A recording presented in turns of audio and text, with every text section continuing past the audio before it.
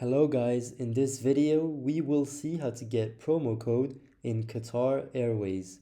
Before we dive in this tutorial, make sure you're subscribed to the channel. So it's a really easy process. What you need to do is basically type Qatar Airways promo code. Then you have lots of different websites, but you need to choose the right website. So just scroll down. And here you got this website, vouchercodes.ae. So just press on it. And then you got lots of different promo codes that you can use.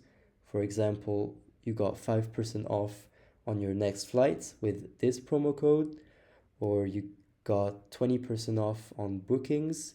So that's not for Qatar Airways. So yeah, just only use the first one, sorry, and you're good to go. So that's basically it for today's video. I hope it was useful. Thanks for watching and make sure you're subscribed to my channel. Thanks guys. Bye bye.